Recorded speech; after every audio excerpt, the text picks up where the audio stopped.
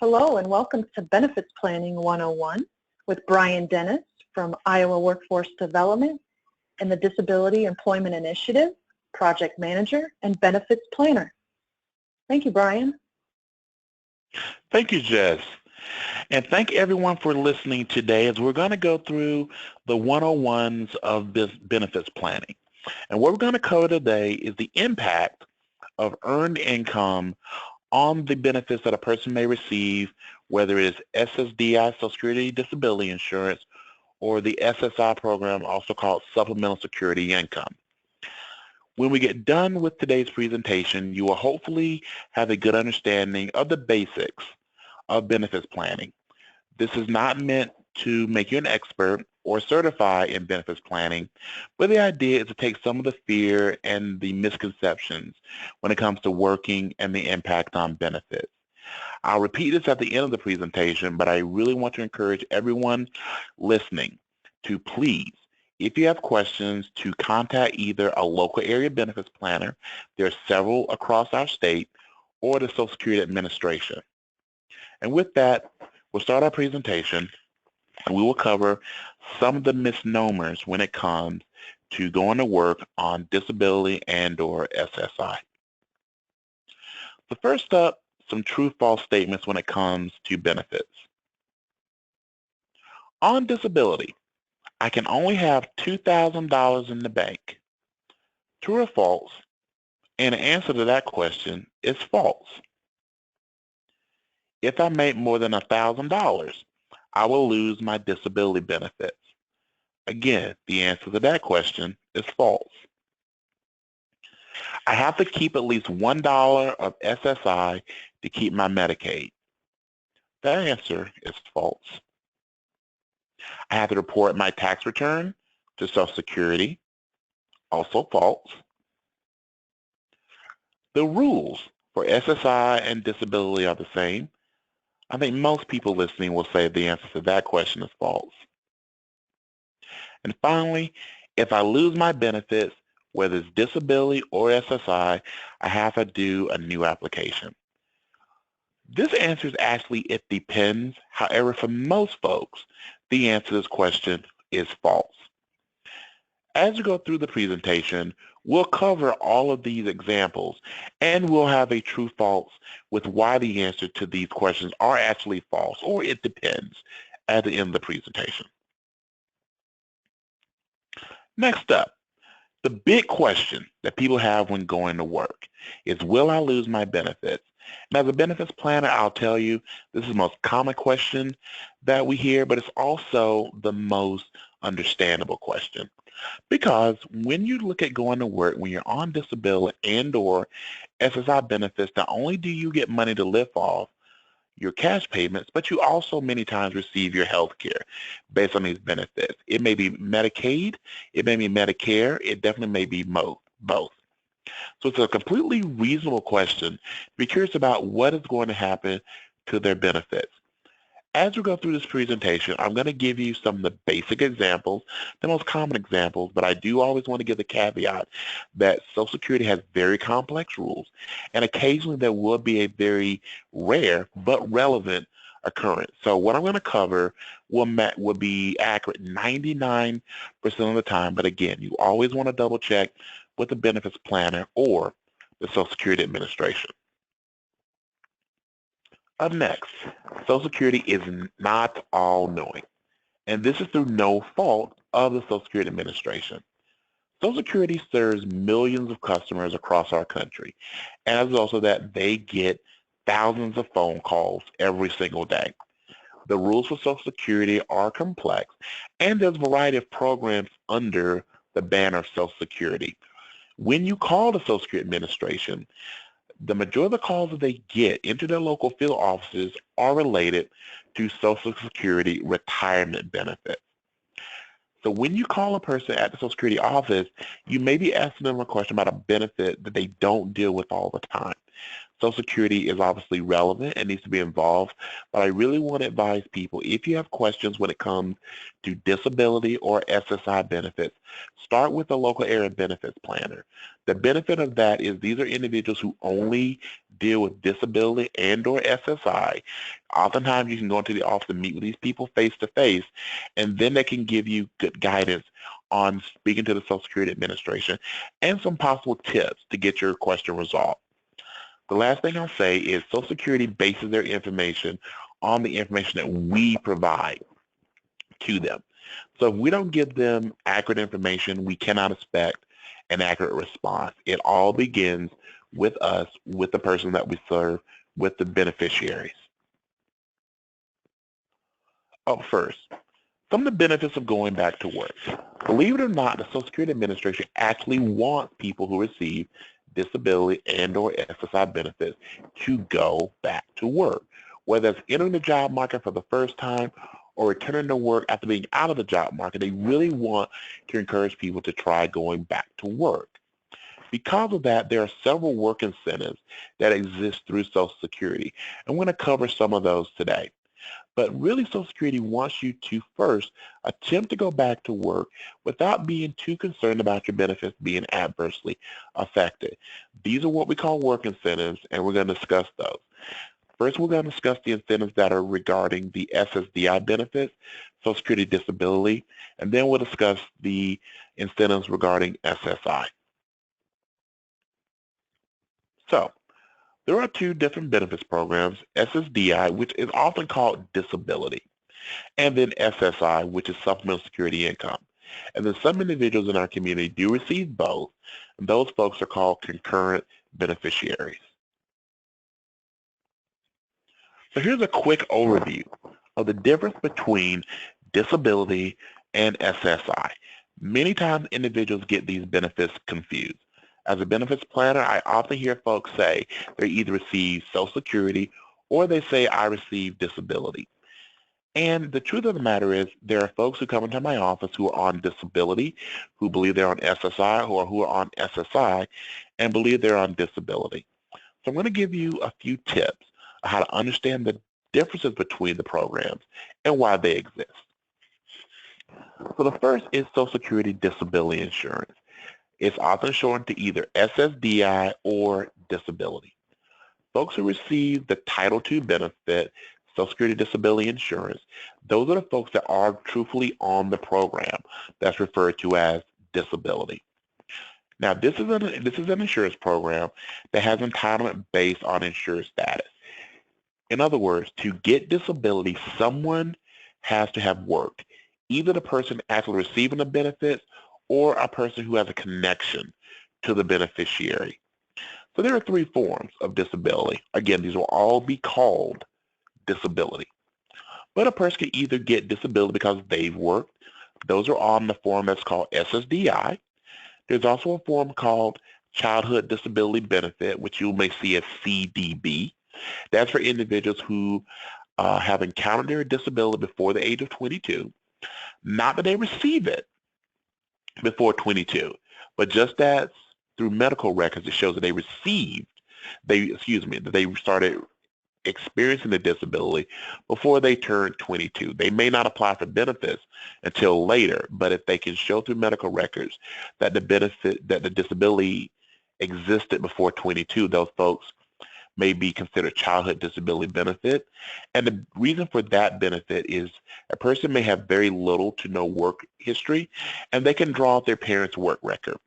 To qualify as CDB, not only does the individual have to have had a disability before they turn 22, but they also have to have a parent who has worked enough to become insured, and that parent either has died, retired, or gone on disability themselves.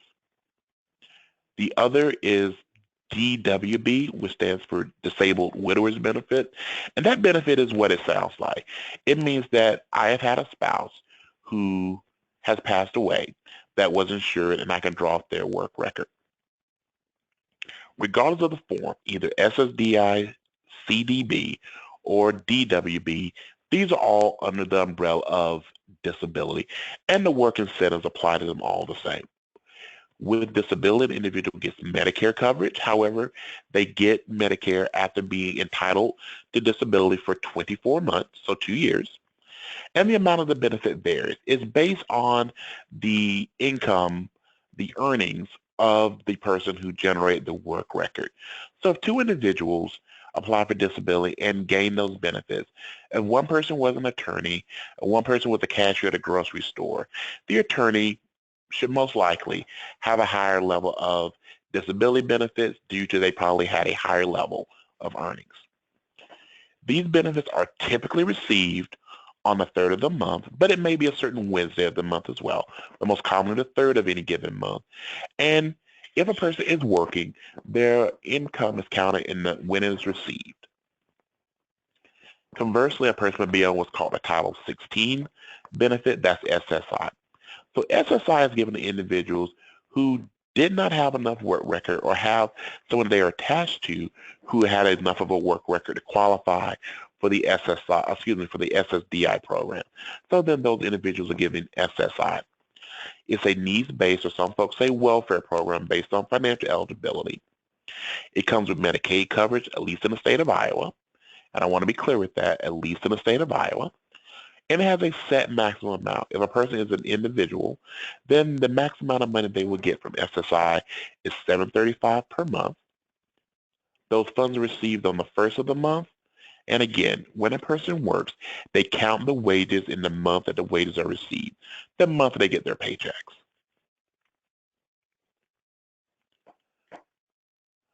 So now we will talk about the work incentives when it comes to the SSDI or disability program.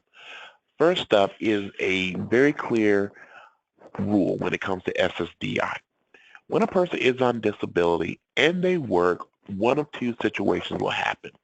They will either get all of their wages plus all of their SSDI benefits together, or they'll just get their wages.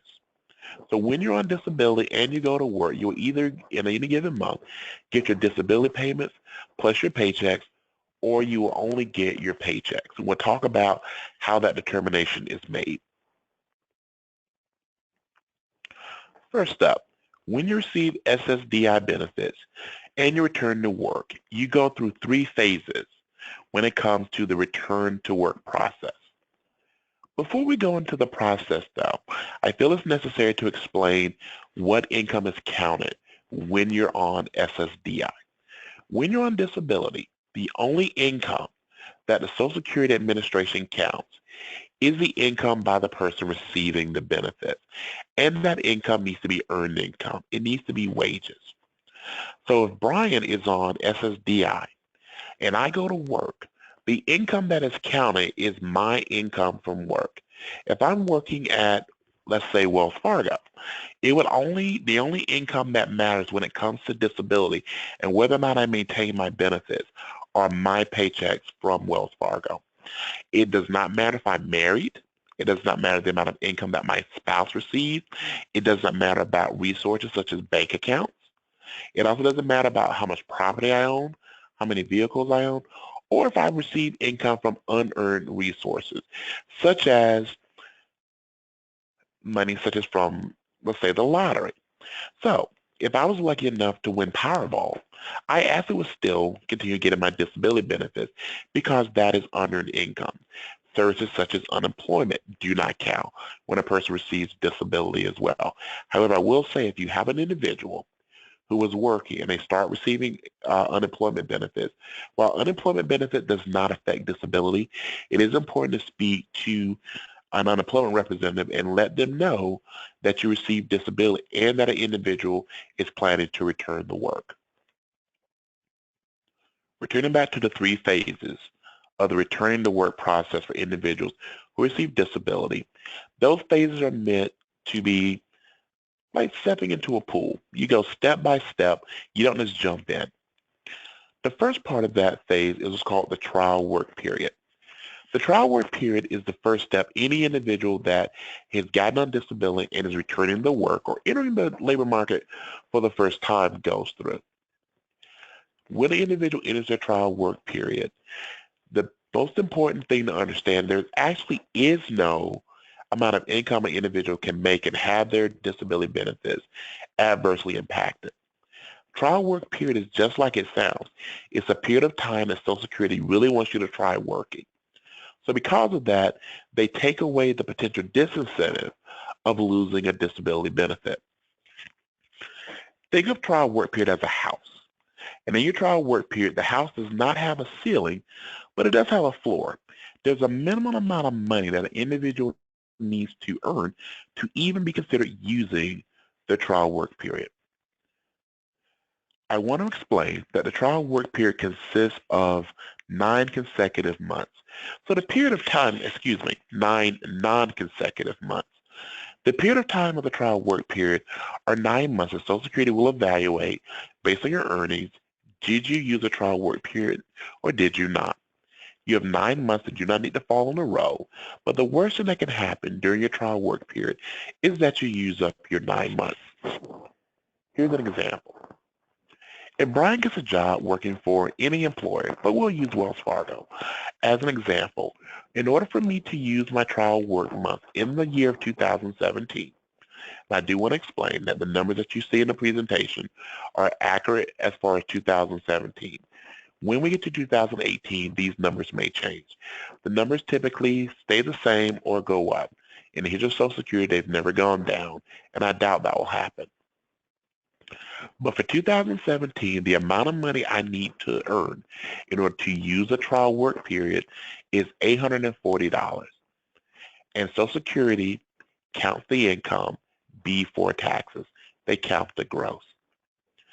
So if by working at my job, if I'm earning $1,000, $1,000 is more than $840.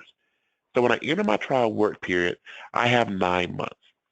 And if my first month of employment, I earn $1,000, $1,000 is more than $840, so I will use a trial work month. So at the end of that particular month, I will go from having 9 trial work period months to 8. The next month, I also earn $1,000. Again, I go from having 8 trial work period months down to 7. But let's say in month 3, for whatever reason, I don't earn $1,000. I may work fewer hours, I may have been ill, I may have been laid off, maybe even terminated. The reasoning is honestly not in play here. What matters is how much money did I make. And if I make less than $840, let's say I make $500. If I started the month with 7 trial work period months, at the end of month 3, I still have 7 trial work period months.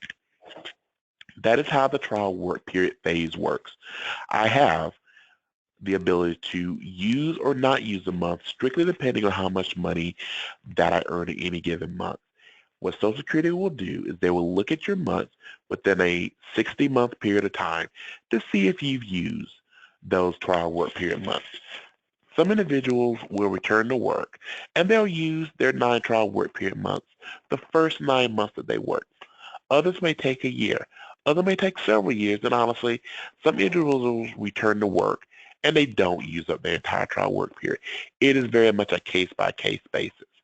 I would suggest, though, that if you have an individual who's returning to work, you contact their local area benefits planner to determine if they previously used trial work period months through previous employment, or to give you tools to help track their earnings to know when they've used their trial work period months. The month after an individual uses the trial work period month, the very next month is what's called the beginning of an extended period of eligibility. I often say EPE due to extended period of eligibility being such a mouthful. The extended period of eligibility, or EPE, is the next 36 months after a person's trial work period ends. These months are consecutive, and whether a person is working or not, these 36 months will pass just because time passes on a calendar. However, it's important to understand how work will impact a person's benefits once they enter the extended period of eligibility. One of the first things to understand during the EPE is that the numbers change. When an individual is in their trial work period, the amount of money that matters is called a trial work limit. And again, for 2017, that's $840. Once the individual enters their ETE, the number that now matters is what Social Security calls substantial gainful activity. And substantial gainful activity is Social Security's terminology for self-sufficient work. It's the idea that if an individual is making this much money or more in a given month, they are considered to be working enough to support themselves. These numbers are established by the Social Security Administration, and they are dependent on the type of disability that an individual has. There are actually two substantial gainful activity amounts. One is the amount for folks who are considered non-blind, and the other amount is for individuals who are blind. These are the only two factors that impact the level of substantial gainful activity. So for most individuals who receive disability, the amount of income that they have in relation to the substantial gainful activity amount is $1,170, $1,170. For individuals who are blind, that amount is $1,950. Again, if you're working with a customer who has a visual impairment, but you're not sure if the Social Security Administration considers them blind, this again is another excellent opportunity to connect with the benefits planner or to call the Social Security Administration directly and inquire if the person is considered blind under the Social Security Administration's rules. Regardless, the rules of how SGA impacts a person's benefits are the same. It is just the dollar amount that may be different depending on the individual. So, to go back to the example that I gave you, I'm working for an employer, and I've been making $1,000 a month. While that $1,000 a month may be enough to run through my trial work period, once I move into my period of eligibility, it's actually not enough money to impact my benefit. So to make an example, I'm going to give myself a raise. And my raise now, I make $1,500 a month. Once I'm in the extended period of eligibility, if I make it above the substantial gainful activity, if I make it $1,170 or more, at that point, that is considered a dollar amount that would trigger a couple of things within the Social Security Administration. But the first thing that will happen is the first time, once I'm in my extended period of eligibility, is that when I make $1,170 or more, or make the SGA amount or more, it would trigger a grace period. And what that grace period means is that I will be guaranteed my next 3 SSDI benefit checks, regardless of how much money that I make or don't make. So if Brian makes $1,500 in the month of July, my July, June, and August SSDI benefits are guaranteed, regardless of how much money that I make. But I want to take a moment and explain to you how SSDI benefits are paid out. Disability benefits are paid out actually the month after a person is eligible. And this sometimes leads to confusion when reading a letter from the Social Security Administration. So if I'm eligible for a Social Security disability insurance payment in the month of July, that's actually the money that I will receive in the month of August. The money I'm eligible for in the month of August would be the money that I receive in the month of September. That often leads to some confusion because a letter may say that you are not eligible for money in a given month, but then you may or may not get money in the next month, and it can be sometimes misleading. Again, visiting with your local area benefits planner or call the Social Security Administration can clear this up, but I think it's good to know that's how those benefits are paid out. So if I trigger my grace period, and my grace period guarantees my benefits for the months that I'm eligible for in July, August, and September, what that means in reality is that I'm going to receive my benefits check in August, September, and October automatically. Once I've used my grace period, from that point through the end of the extended period of eligibility, I will or won't get my benefits based on my earnings. So if we fast forward to, let's say, December, and in the month of December, I make $1,500 from work, Social Security will say that I'm not eligible for my December benefits check, which means the money that I get in January. This is important to know because the first time that I may be ineligible for a benefit, I may still get my check. So for the person receiving the check or for those of us that may be supporting individuals receiving these benefits, it's important to know the months that they may or may not be eligible, because at that point we can contact the Social Security Administration and state that check that I shouldn't have received, and I can arrange to make sure those funds are paid back. It's also important to know that if my income drops under substantial gainful activity, I will get those benefits back.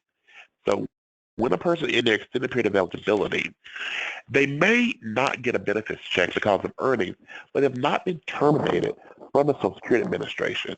Social Security will say that my benefits have been ceased, which simply means those benefits are put on hold, suspended if you will, until my income drops, or if my income drops.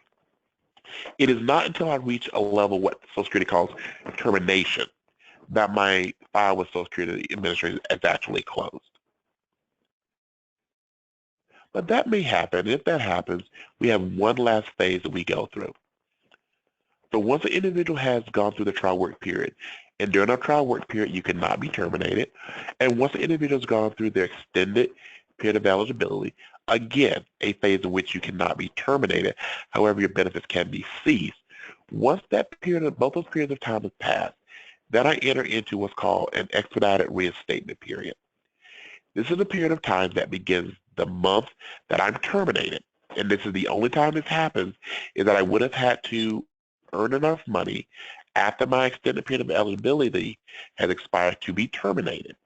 The month that I'm terminated, it triggers a safety net called the expedited reinstatement period, which lasts for 5 years. And during the expedited reinstatement period, I have 60 months that if the following things occur, I can have my benefits reinstated without doing a new application. If my income drops below substantial gainful activity due to a disability-related issue, and I still have the same or related disability diagnosis, and again, it's within those 60 months, I can have my benefits reinstated by simply going to the Social Security Administration, requesting expedited reinstatement, and beginning that process. Part of that process is I will have a medical review to verify that I still experience the same or related disability in which I initially won my claim. But while Social Security is getting medical documentation, they will give an individual what they call provisional benefits.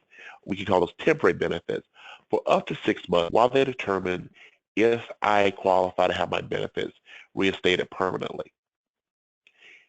If for whatever reason they determine that my benefits should not be reinstated, I will have to do a new application to get my benefits back. But any provisional benefits I receive do not have to be paid back to the Social Security Administration.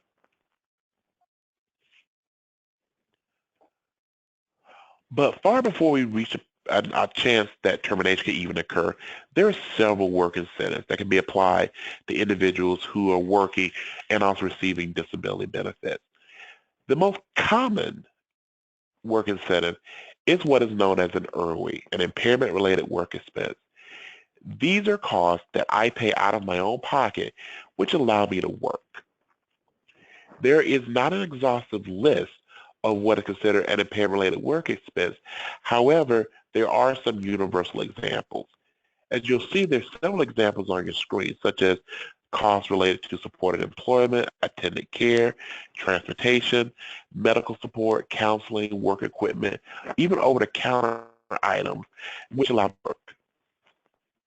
Items that allow me to be healthy, which is, again, falls into accordance that if you're on disability, you have a chronic health concern. While there is no exhaustive list, there are a couple of examples that, again, are universally accepted. Anytime I spend money out of my pocket for costs related to the pharmacy or medical copays, those are items that are considered impairment-related work expenses, whether it's related to my primary disability or not. So let's say I initially start receiving disability benefits because of a mental health concern. But I also happen to fall and break my leg. The costs incurred for getting a cast, an x-ray, and getting my leg fixed are also considered impairment-related work expenses just because it is a health care cost. Here's an example of how an impairment-related work expense would be applied. The current level of substantial gainful activity is 1170 for folks who are not blind. And let's say through working in my job, I make $1,200.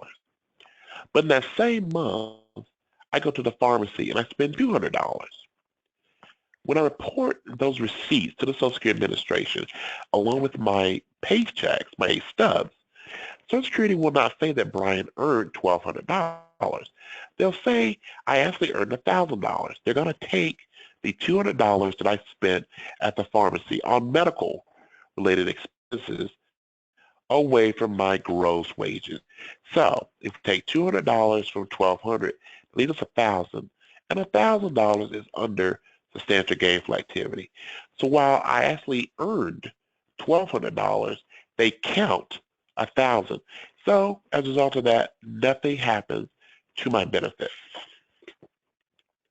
Again, while there is no exhaustive list of impairment-related work expenses, there are several things that individuals can count. Unfortunately, though, the premiums related to insurance are not an impairment-related work expense. So the monthly premium a person may pay on their Medicaid, their Medicare, or even private insurance if they have that, while that is not a impairment-related work expense, the actual out-of-pocket co-pays that go to doctors or to pharmacies, those types of costs are completely allowable. We next have what are called either subsidies or special conditions. These are other often overlooked work incentives but are very, very impactful when it comes to an individual's benefits. The first is what we're going to call a subsidy. And this is, again, an unused work incentive, but it has a great deal of impact on the folks that we serve. So if I'm working for an employer, and due to my disability, there's certain parts of the job that I don't do based on my disability status. It could be parts of the duties that I get extra help on. It could be parts of duties that I don't do for whatever reason is relevant to my disability. So let's say that due to disability-related issues, I don't do 100% of my job duties, but I do 80% of those duties. Still relevant, I do my job, I do a good job, but I just basically get an accommodation at my job that an employer will say is approximately 20% of my duties. Because of that, when I report my wages, Social Security will not count 100% of my wages. They'll count 80% of my wages, or 90, 70, 60, whatever is the actual percentage that the individual does. While this is a work incentive that has a lot of impact, it does need to be approved by the Social Security Administration. The process of beginning this is to get a letter from the employer. If the employer provides a statement on their letterhead that states, due to these reasons, Brian or whoever does this percentage of their job, but they get this percentage of a subsidy, that typically is all the Social Security Administration needs provided for them to process the subsidy. If you believe that an individual may be receiving a subsidy for their employment, it's important to get the statement written and submitted to the Social Security as soon as possible. These documents need to be reviewed by the Social Security Administration, as well as notice given to the beneficiary that the subsidy has been approved. So getting documentation to the Social Security Administration to start that ball rolling is better done sooner versus later. The last incentive that we'll speak on is what's called a special condition. And a special condition is if there's a process that exists that allows me to work that I may or may not pay out of pocket for. There are several special conditions, but I'm just going to mention one that's fairly common within our community, and that special condition is job coaching. If an individual receives job coaching is a special condition in which the value of the job coaching is taken away from the overall earnings that a person receives. And this is a very interesting special condition because it does not matter who is actually paying for the job coach. While the person receiving the benefits may be paying for job coaching, more often than not in our community, job coaching is paid for by a third party. That may be through a waiver. It may be through an organization like Voc Rehab. Who covers the expense of the job coaching doesn't matter. What does matter is that the job coaching is received. And job coaching is calculated at the cost of the value of the individual's wages. What I mean by that is this. If I receive job coaching and I'm making $10 an hour and my job coach is making $13 an hour, if I receive 10 hours of job coaching in a month, the 10 hours of job coaching is not at $13 an hour, which is what the job coach makes. It's at the $10 an hour that I make. So the value of the job coaching isn't $130. It's $100. Regardless, the overall value or cost of the job coaching can also be subtracted from my monthly wages, regardless of who is paying for those particular services. Again, meeting with a local area benefits planner or calling a Social Security benefit is a great way to get this started and get this approved. Before we move to the SSI program is that if a person with Medicare and their SSDI benefit stops, Medicare will continue for at least 93 months. And those 93 months are, in real time, is 7 years and 9 months, as well as the person may be also able to purchase Medicare on their own. Also, a valuable work incentive is what's often called a Medicaid buy-in program, which in the state of Iowa we call MEPD.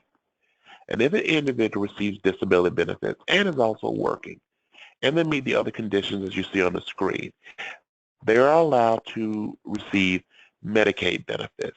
And these Medicaid benefits can defer many of the costs when it comes to health care, but MEPD also allows for a higher resource limit. Typically on Medicaid, their resource limit is $2,000 for an individual or $3,000 for a couple. On the ED program, that resource limit shifts to $12,000 for an individual and $13,000 for a couple. Now we'll move forward with the SSI program. SSI and disability are impacted very differently when it comes to working. The first thing to understand when we talk about SSI is that SSI exists to really cover the basic needs of an individual, their food and shelter. Unlike disability, which is an all-or-nothing program, on SSI, an individual's benefits, cash benefit, will either go up or down depending on their level of earned income.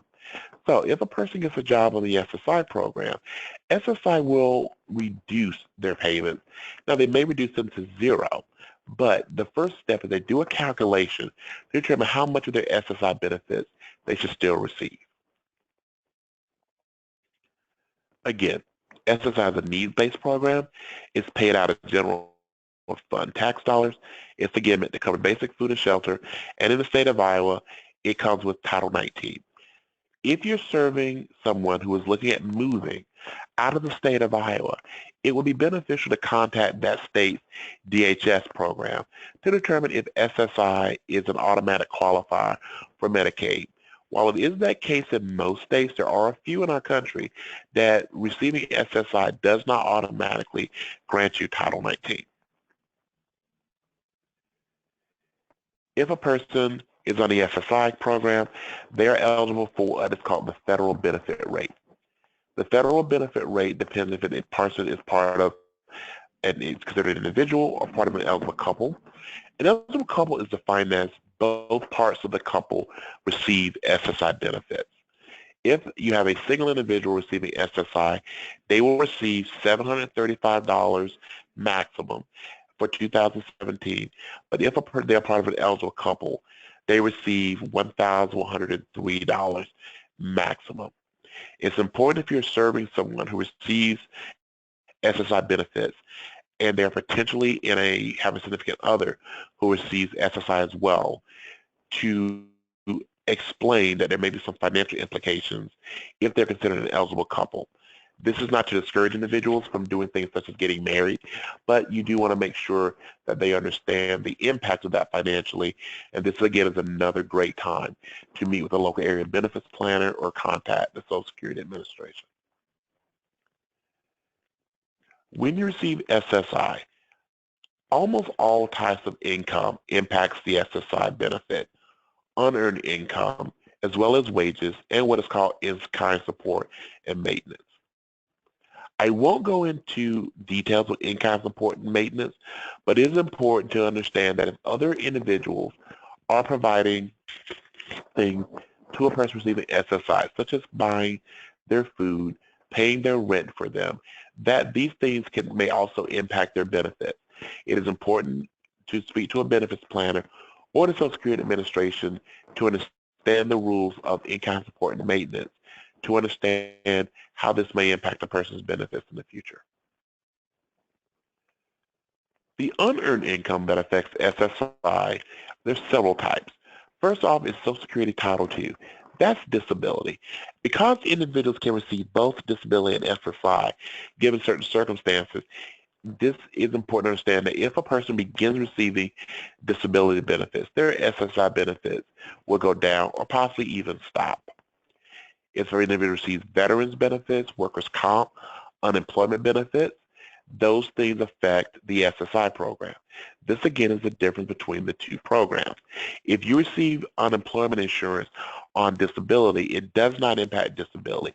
However, if a person is on SSI, it does impact them, as does child support and a program which is called FIP, which stands for the Family Investment Program, and is applied to low-income families who have children that are under 18.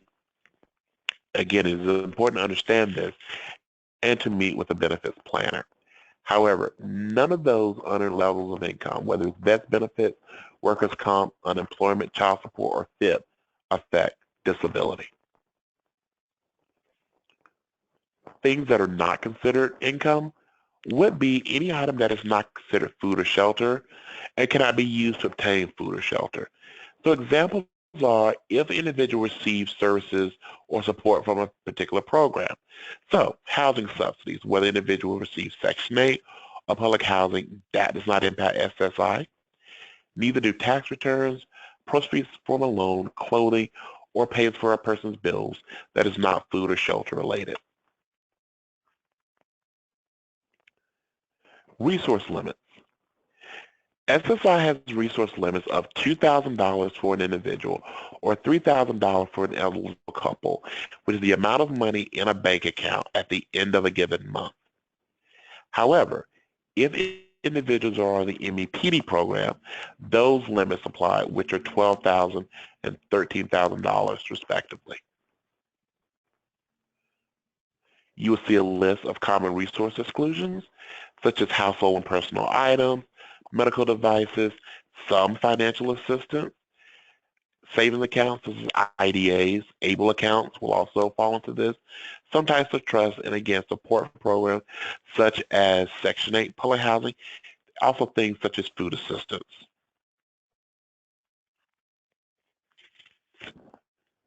When you're working, though, and you receive the SSI benefits, there's actually a calculation I'll show you in a moment on how SSI calculates how much of earned income they will count against a person's SSI. But before I go into this, I want to say one of the few things that I can say that is an absolute. And the absolute is this. If a person is on the SSI program and they obtain and maintain employment, they will always have more money in their pocket. Depending on a person's level of disability payments, you could potentially be upside down by returning to work. That is very much a case-by-case situation.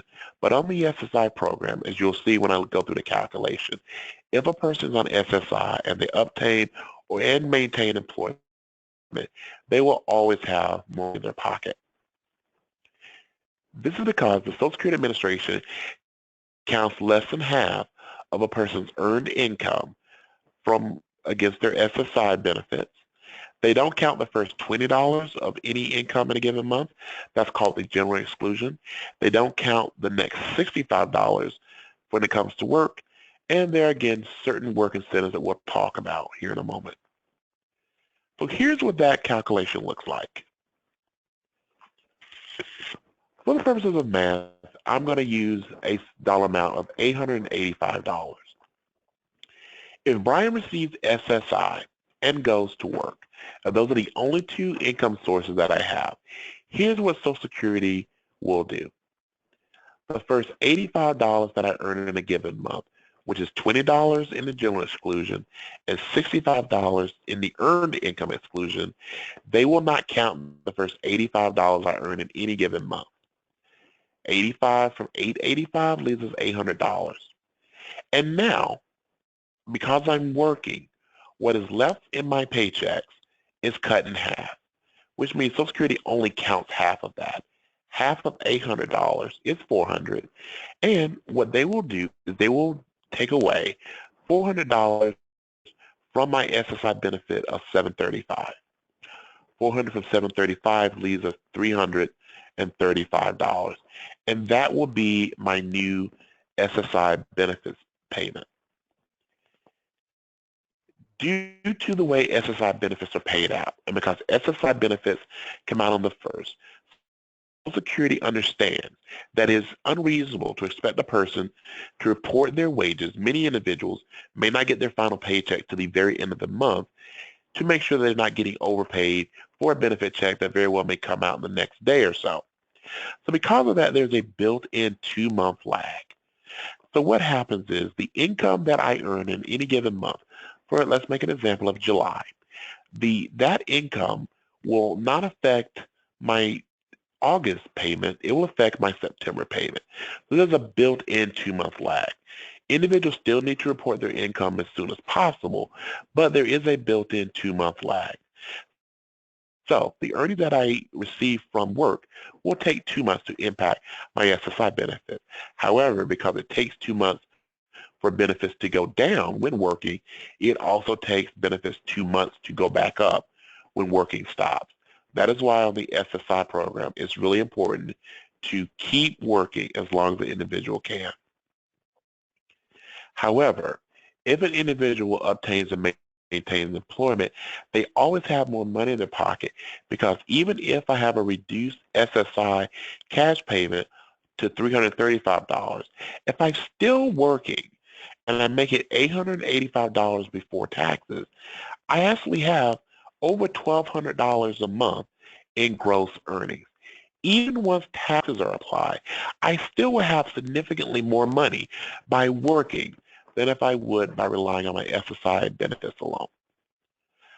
Finally, if a person receives their full SSI benefits and they're curious at what point will I no longer receive SSI, using the current $735 amount for an individual, the magic number, as I call it, is $1,555. An individual on SSI needs to make that much money or more in any given month to have their SSI benefits taken down to zero.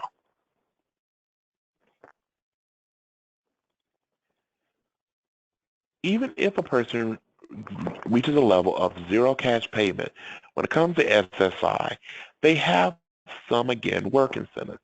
First off, Social Security will not terminate a person off of the SSI program until they've gone 12 consecutive months of having no benefits check.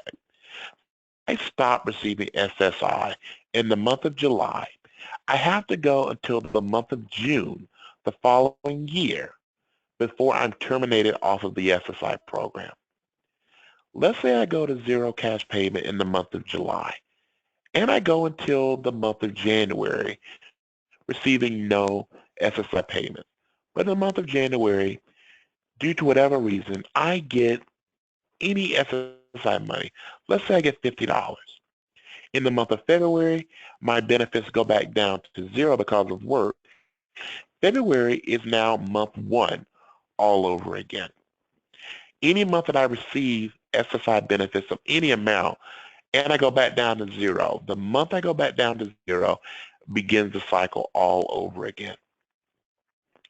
Even if I reach the 12 consecutive months of no SSI payments, I again have a 5-year window of the expedited reinstatement where if my benefits, if my paychecks drop to a point that I could get an SSI benefit and I'm still within those 5 years and I still have the same or related disability diagnosis, I get my SSI benefits back.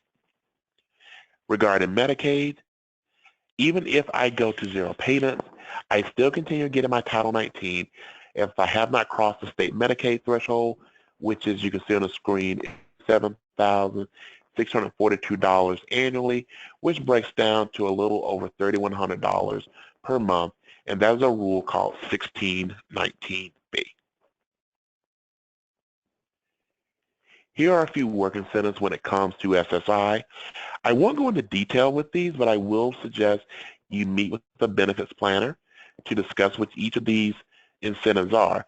But briefly, the student earned income exclusion are for individuals who are on SSI, but younger than 22 who are also going to school. That can be high school, it can be community college, it could be four-year school, it could be job training, where if they're going to school and they are also working, many times Social Security doesn't count any of the income that they have coming in from work. The impairment-related work expenses are the same as the impairment-related work expenses we discussed in the SSDI portion. Blind work expenses are additional work incentives for individuals who are listed as being blind. And these are different than IRWIs in that a blind work expense is the exact same thing as an impairment-related work expense with a couple additions. One of those being transportation costs and the other being simply paying taxes. If a person is listed in the Social Security Administration as blind, the fact that they pay taxes is considered a work expense, which means that Social Security will count their net wages, not their gross wages. But remember, this is for folks who are on the SSI program. And finally, the PASS plan, which stands for Plan to Achieve Self-Support, gives an individual to set aside their earnings in order to save money for a type of purchase that will assist with work and self-sufficiency, such as buying a vehicle.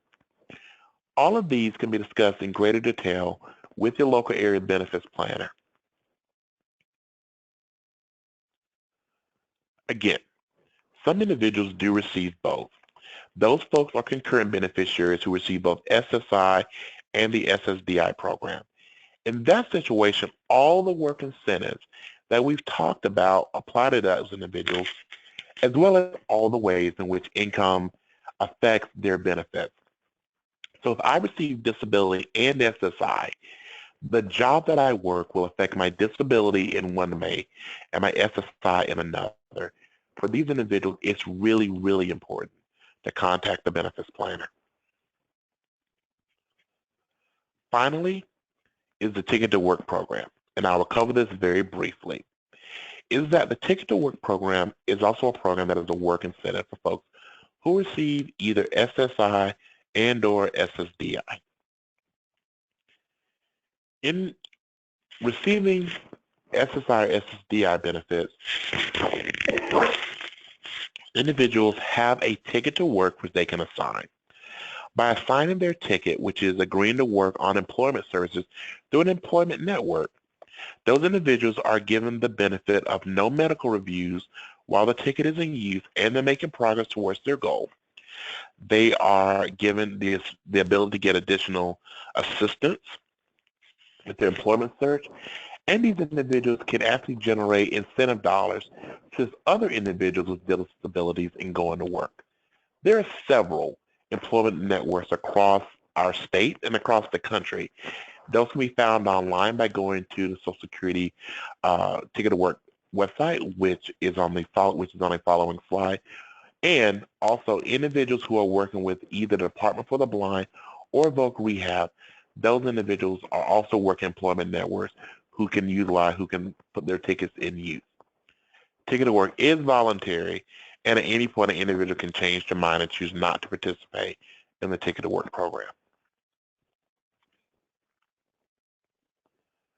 A few things to remember is that everyone can work.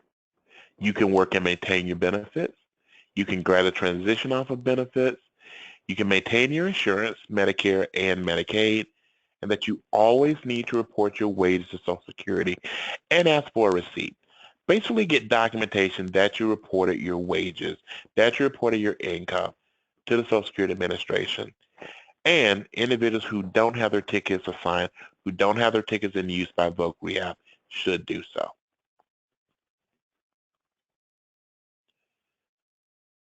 So finishing up, here are the answers to the quiz we started the presentation with. First, on disability, I can have only $2,000 in the bank.